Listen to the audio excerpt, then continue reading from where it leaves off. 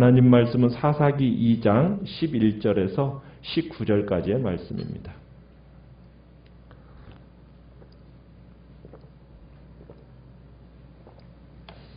사사기 2장 11절에서 19절까지의 말씀을 교독하겠습니다.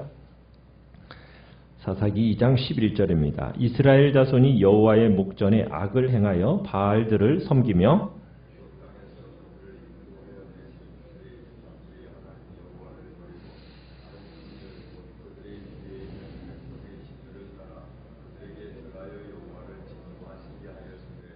곧 그들이 여호와를 버리고 바알과 아스다롯을 섬겼으므로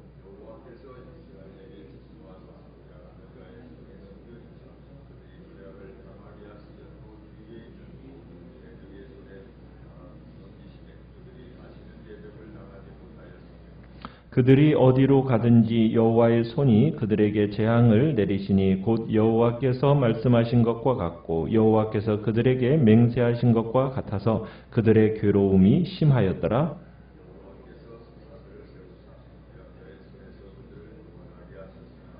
그들이 그 사사들에게도 순종하지 아니하고 오히려 다른 신들을 따라가 음행하며 그들에게 절하고 여호와의 명령을 순종하던 그들의 조상들이 행하던 길에서 속히 치우쳐 떠나서 그와 같이 행하지 아니하였더라.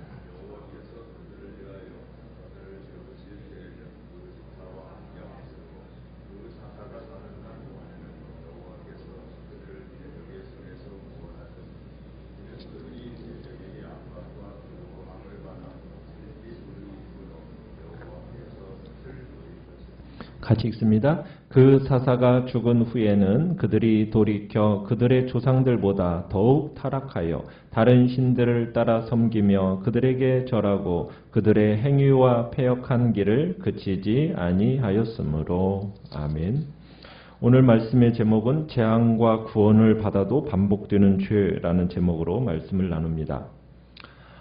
신앙 공동체의 건강은 한 세대의 그 체험과 믿음이 다음 세대에게 각인되고 전수될 때 유지가 되는 겁니다. 우리가 보는 이 사사기는 세대 간의 교류가 단절이 되어서 이전 세대의 체험이 다음 세대에게 유산이 되지 못할 때 이 신앙 공동체에 어떤 일이 일어나는가, 그것을 이스라엘의 역사 속에서 가장 어두웠던 시절, 그 시절의 이야기를 통해서 설명하고 있습니다. 그러니까 세대 간의 믿음의 유산이 전수되지 못하고 단절이 된 것이 결국에는 이스라엘을 가나안화시키고 그리고 어떻게 보면 가나안화를 가속화시키면서 가시화되도록 보여줬다라는 것을 우리가 보게 되는 겁니다. 이스라엘의 근본적인 문제는 정치적인 것도 아니고 경제적인 것도 아닙니다. 혹은 문화적인 것도 아니에요. 결국에는 종교적인 문제입니다. 결국에는 이스라엘 백성들이 여호와께 등을 돌리고 결국에는 우상을 숭배했기 때문에 앞으로 기록된 모든 문제들이 시작이 되어지고 그 문제들에서 헤어나지 못하게 되는 거죠. 이스라엘이 경험했던 모든 문제, 결국에는 종교적인 부패에서 비롯되어진 겁니다. 11절, 13절 이렇게 보면은 이스라엘 자손이 여호와를 버리고 바알을 섬기고 아스타롯을 섬겼다, 이렇게 표현을 하고 있습니다. 그러니까 이스라엘이 바알과 아스타롯을 숭배한 행위는 결국은 하나님과 그들이 맺은 언약을 전적으로 위배하는 일이에요. 하나님께서 십계명에서도 분명히 얘기하시는 바가 뭡니까? 자신은 질투하는 하나님이라는 얘기죠. 그래서 절대로 다른 신을 두지 말라고 얘기하셨어요. 우리가 하나님과 이스라엘이 시내산 언약을 맺을 때 그 시내산 언약을 종종 결혼식으로 표현들을 합니다. 남자와 여자가 결혼을 하면 결국 아내는 절대적으로 남편만 바라보면서 살아야 되는 거예요. 그런데 이스라엘은 신혼 생활이 끝나자마자 어떻게 보면은 다른 남자에게 마음을 준 겁니다. 이스라엘의 남편이신 여호와, 그 하나님께 마음을 정하고 어떻게 보면은 그분께 충성과 사랑이 전제가 되어진 가운데 관계를 맺었는데, 그런데 지금 이스라엘 백성들은 그 하나님께 마음을 두지 아니하고 다른 신에게 마음을 이제 두기 시작했다는 겁니다. 이스라엘의 이런 행동을 11절에서 이렇게 표현을 하죠. 이스라엘 자손이 여호와의 목전에 악을 행했다, 이렇게 표현하였습니다. 하나님의 보시기에 악한 일이었다. 결국 사람이 하나님께서 주신 가치관을 버리고 결국 자기 소견에 오른 대로 그렇게 행한 일들을 행동하는 것은 결국 하나님 보시기에 악한 일이 되는 겁니다. 절대적인 선의 기준은 뭐냐? 하나님이 기준이 되는 거고 하나님의 관점이 보여질 때 그게 절대적인 선이거든요. 그런데 이스라엘이 하나님께 등을 돌리면서 결국에는 사회적인 타락이 초래되어졌을 뿐만 아니라 힘도 써보지 못하고 원수들에게 당하게 됩니다. 이스라엘의 사회적 정치적인 모든 문제는 하나님을 거역한 죄에서 시작이 되어진 거죠. 12절을 이제 보면은 여호와께 등을 돌리고 우상 숭배한 것은 결국 과거에 그들을 어떻게 보면 노예 생활로부터 애굽의 그 노예 생활로부터 해방시켰던 하나님의 그 은총을 배반하는 행위라고도 얘기합니다. 하나님을 모르는 이스라엘의 그 세 세대의 배반은 단순히 그냥 자신들과 하나님과의 관계를 부인하는 게 아니라 그들의 조상과의 관계도 단절하는 결과를 초래하게 되었다는 거죠. 그렇기 때문에 이들이 하나님께 반역한 것은 그들의 과거 또 역사성을 저버리는 행위라는 겁니다. 우리가 여기서 여호와를 버렸다. 여호와를 12절에서도 여호와를 버리고 또 13절에서도 여호와를 버리고 여러분 여기서 여호와를 버렸다라는 의미는 이스라엘이 여호와를 버리고 그냥 멀리 떠나서 이방신만을 섬겼다는 얘기를 말하는 걸까요? 그건 아니에요. 언뜻 생각하면 우리가 그렇게 생각할 수 있어요. 아, 이스라엘 백성들이 여호와는 까맣게 잊어버리고 이방신을 섬긴 거구나. 혹 우리가 그렇게 이해하기가 쉽습니다. 그러나 그건 사실이 아니에요. 이스라엘은 문자적으로 단 한 번도 여호와를 버린 적이 없습니다. 믿져야 본전이니까 여호와 하나님을 버릴 필요가 없었어요.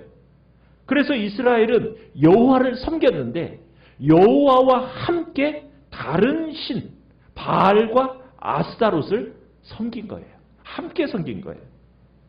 그러니까 하나님은 이것을 가리켜서 뭐라고 얘기한 거라고요? 자신을 버린 거라고 선언하고 계시는 겁니다. 우리는 이것이 사실이라면 우리가 겉으로는 하나님을 섬기는 것 같지만 얼마든지 우리도 우상을 섬길 수 있다는 것을 기억해야 됩니다. 우리가 겉으로는 나와서 예배를 드리고 신앙생활을 한다고 하면서 우리가 다른 것에 마음을 빼앗긴다면 그것은 하나님을 버리는 거라는 거예요.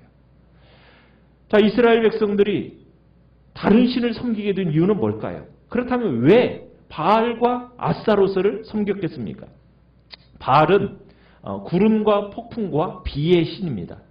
아스타롯은 다산의 신이요 전쟁의 신이라고 불렸고 이 두 신은 부부 관계입니다. 가나안 사람들은 이 두 신이 한 해의 소출과 다산을 결정하는 중요한 역할을 한다고 믿고 있었어요. 그래서 이 부부신이 서로 사랑을 많이 하면 할수록 자손의 수도 번성을 하고 그리고 가축의 소산도 땅의 소출도 많아진다고 생각을 했습니다. 특별히 그 당시에는 신들의 세계와 자연의 세계, 인간의 세계, 이 신들의 세계가 자연과 인간의 세계에 영향을 미친다고 생각을 했어요. 그래서 신들의 세계에서 일어나는 일이 자연의 세계와 인간의 세계에 영향을 미친다라는 의미는 거꾸로 생각하면 또 어떤 얘기가 됐냐면 인간의 세계에서 행하는 일이 신들의 세계에 영향을 미친다라고도 생각을 한 겁니다. 그래서 가나안 사람들은 이 바알과 아스타롯의 사랑의 행위를 통해서 이 땅이 풍요로워진다고 생각했기 때문에 어찌하든 이 바알과 아스타롯의 사랑의 행위를 부추기는 일을 이 땅에서 하면은 그 일이 가능하다고 본 겁니다. 그래서 신전에서 예배를 할 때 그 예배의 한 행위 중에서 술을 마시고 남자 신도와 그 신전 창기와 또 여자 신도와 미동들이 음행을 저질렀던 일이 그 예배의 한 행위 중에 속해져 있었던 거예요. 또 가나안 사람들은 오랫동안 농사를 지어온 사람들이에요. 그러다 보니까 곡식의 소출이 많았습니다. 그에 비해서 이스라엘 사람들은 어땠어요? 400년간 애굽에서 성 쌓는 일만 했어요. 그리고 40년 동안 광야 생활을 했습니다. 그러니까 농사에 전혀 익숙하지 않은 사람들이에요. 그러다 보니까 가나안 사람들에 비해서 소출이 어떻겠어요? 적었어요. 자, 그런데 가나안 땅에 딱 들어오고 보니까 가나안 사람들은 소출이 많고 자신들은 소출이 적단 말이에요. 그러니까 이스라엘 백성들이 마음이 어디에 가 있는 겁니까? 저들은 어떻게 해서 저렇게 소출이 많을까 생각을 해보니까 저들이 섬기는 이 바알과 아스타롯이 저들에게 그 소출을 많게 해준다라고 여긴 거예요.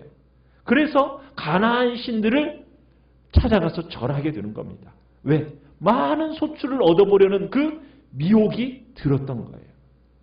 그런데다가 이들의 종교는 육감적이에요. 쾌락적이에요. 그러니까 매력의 정도가 더 커 보였다는 얘기입니다. 이것이 이스라엘 백성들로 하여금 하나님을 완전히 버린 것도 아니고 하나님을 섬긴다고 하면서도 그렇게 세상을 향하여 다른 신을 바알과 아스타롯을 향하여 나아갔던 거예요. 이스라엘 백성들이 이렇게 이방신들을 섬긴다는 것은요. 우리보다도 그저 그들이 망각을 잘했다? 아닙니다. 그들이 특별히 미신적이었다? 우리보다도 더 악했다? 아니라는 거예요. 그들은 우리와 동일합니다. 그들의 삶에 영향을 미치는 이 현실적인 요소에 민감했을 뿐이에요.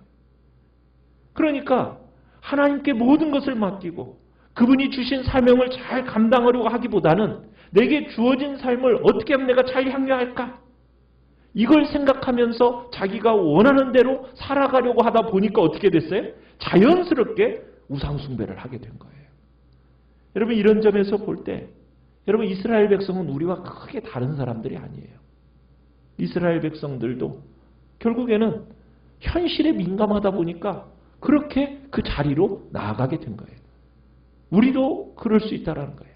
하나님 앞에 나오지만 전적으로 하나님 앞에 맡기지 못하고 현실 속에서 내가 세상 사람들과 조금 떨어지는 모습이 있으면 저들을 바라보면서 저들의 그 영향을 그대로 받으려고 하는 속성이 우리에게 있다면 그건 바로 사사기의 이스라엘 백성과 다를 바 없다라는 것을 우리에게 이야기하고 있는 겁니다.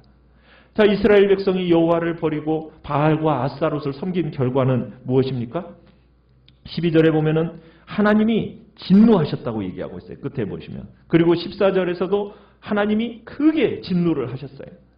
이스라엘 백성이 하나님이 주신 사명을 잊어버리고 하나님의 백성으로서의 맛을 상실하니까 하나님은 진노하시고 이스라엘을 징계하십니다.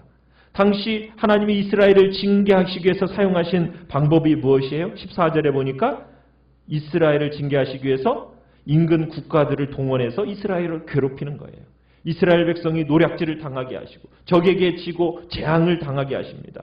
이스라엘은 하나님의 백성이기도 불구하고 징계를 받아서 이방들에게 압박과 괴롭힘을 당하는 그 아픔을 겪어야 했던 거예요. 그런데 우리가 여기서 하나님의 진노하시는 것, 징계하시는 것을 우리가 부정적인 것으로만 생각해서는 안 됩니다. 왜? 하나님께서 징계하신다는 것은 그분이 아직도 자기 백성들, 이 하나님의 백성을 사랑하신다는 의미입니다. 그렇지 않습니까? 그들의 삶에 많은 관심을 가지고 있다는 것을 보여주는 거예요. 여러분 사랑의 반대가 진노가 아니에요. 미움이 아니에요. 사랑의 반대는 뭡니까? 무관심이고 냉대입니다. 그러니까 하나님께서는 이스라엘에게 진노하실 권한이 있는 거예요. 왜? 하나님께서 이스라엘에게 그만큼 관심과 애정을 베풀어 주셨거든요. 다른 민족들에게 베풀지 않았던 그 관심과 애정을 그 이스라엘 백성들에게 쏟으셨단 말이에요.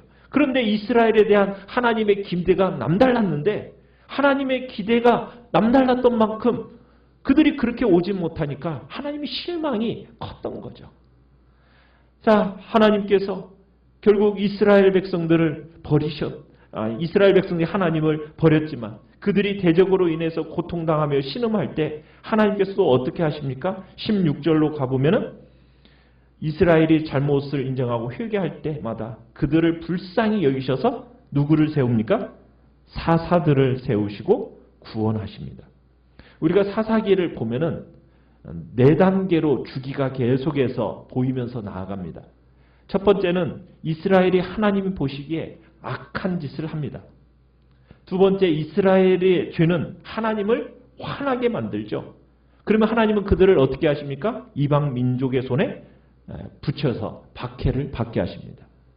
그러면 세 번째, 하나님은 이스라엘 백성들의 죄 때문에 그들을 이방 손에 붙이셨지만 또 그들을 어떻게 여기셔요? 불쌍히 여기셔서 구원하시는데 누구를 세우세요? 사사를 세우십니다. 그리고는 네 번째로 사사들이 죽어요. 묻힙니다. 그러면은 어떤 일이 일어나요?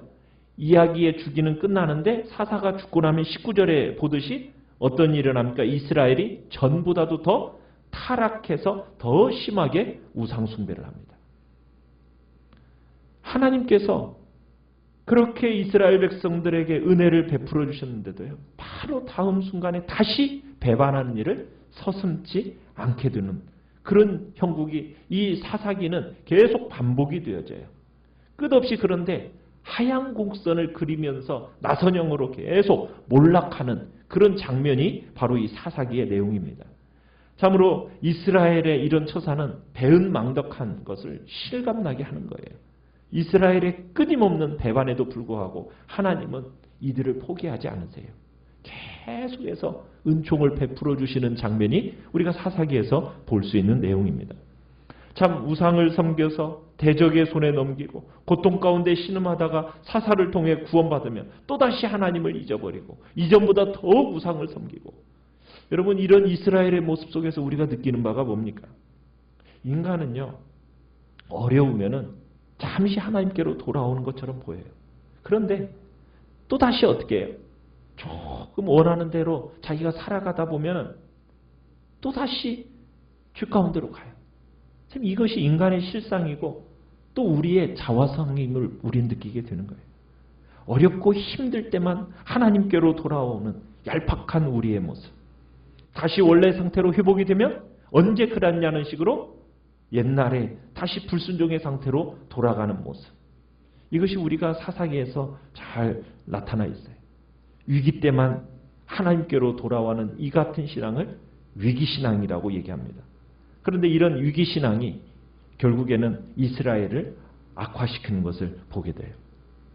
우리가 또 한 가지 보는 것은 2장 7절에 보면은 1세대, 정말 이스라엘의 1세대, 여호수아 뒤에 생존했던 그 장로들의 1세대는 정말 하나님 앞에서 순종적인 세대였어요. 그런데 10절에 보면은 그 다음 세대, 2세대는 그것을 하나님을 알지 못하는 더 패괴한, 어떻게 보면은 정말 악한 2세대로 등장을 하고, 오늘 19절에서는 더 패괴한 제3세대로 등장하는 것을 보게 해요. 우리는 참 어떠한 신앙을 가지고 가는지를 우리는 생각을 해야 됩니다. 정말 여호와를 섬기는 1세대로 있는가? 아니면은 여호와의 큰 일을 행함을 알지 못하는 2세대인가? 우리의 자녀손들이 지금 어느 세대를 향하여 또한 가고 있는가? 사사를 통해 큰 일을 보고도 우상을 더 크게 섬겨나가는 제3세대로 가고 있는 것은 아닌가? 우리는 참으로 우리의 교회 안에서 우리의 자녀손들의 세대가 어느 세대를 향하여 지금 치닫고 있는지를 한번 돌이켜보면서 정말 하나님 앞에 순종적인 1세대, 그 믿음을, 신앙의 유산을 또한 그 다음 세대에게도 잘 넘겨주어서 믿음의 세대가 이어져 가도록 하는 것이 또한 우리의 책임임을 다시 한번 확인해 주는 것입니다. 오늘 우리가 우리의 마음이 혹여나 정말 하나님을 섬긴다고 말은 하면서도 다른 것에 마음을 빼앗기고 있는 것은 아닌지 우리 자신을 돌이켜보면서 주님만을 온전히 섬기겠다고 결단하는 이 시간이 되시기를 간절히 바랍니다. 오늘 말씀을